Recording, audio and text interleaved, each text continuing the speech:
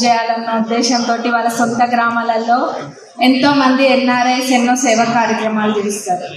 అట్లనే మా అత్తమ్మ వాళ్ళు కూడా ఎన్నో కార్యక్రమాలు చేసిండ్రు. అదే ఇన్స్పిరేషన్ తీసుకొని నేను కూడా తప్పకుండా చేస్తా. ఇంకా చాలా కొన్ని చోట్ల ఇంకా వెనుకబడి ఉన్నాయి కొన్ని ప్రాంతాలు, వాటన్నిటిని కూడా ఇప్పుడు కాంగ్రెస్ ప్రభుత్వం మేము తప్పకుండా మంచిగా చేస్తాం. అట్లనే ఎడ్యుకేషన్, హెల్త్ ఇవి చాలా ఇంపార్టెంట్, వీటిపైన ఫోకస్ చేస్తాం. మరి ఎన్ఆర్ఐస్ని తక్కువ అంచనా వేయద్దు, ఎన్ఆర్ఐస్ తలుచుకుంటే ఏమైనా చేస్తారు, అవునా? మరి నేను వచ్చి నెల రోజులే అయింది, అంటే మా అత్తమ్మ 6 నెలల నుంచి కష్టపడుతుండ్రు. నేను అక్టోబర్ 26కి రావడం జరిగింది. మరి అట్లనే ప్రజలందరూ గెలిపించిండ్రు.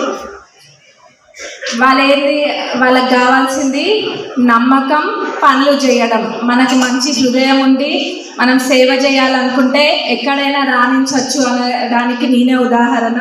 ఎందుకంటే నేను వచ్చి నెల రోజులకే గెలిచిన కాబట్టి. మరి ఎన్ఆర్ఐస్ కూడా ఇంకా ఎవరికైనా రావాలన్న ఉద్దేశం ఉన్నా కానీ మీ అందరికీ ఒక బాట ఏర్పడ్డది. ఇంకా యూత్ కూడా చాలామంది ఉన్నారు. యూత్కి కూడా ఒక యూత్ ఐకాన్ లాగా అట్లనే మా నియోజకవర్గాన్ని ఒక రోల్ మోడల్ లాగా తీర్చిదిద్దాలని నేను అనుకుంటున్నా. తప్పకుండా కూడా అది చేసి చూపిస్తా. అది చూసి వేరే నియోజకవర్గాలలో ప్రెజర్ పెరిగే అంతగా మా నియోజకవర్గాన్ని ఒక రోల్ మోడల్గా తీర్చిదిద్దుతా. మళ్ళీ ఈ అవకాశం ఇచ్చినందుకు మళ్ళీ అందరికీ ఒకసారి ధన్యవాదాలు. Thank you.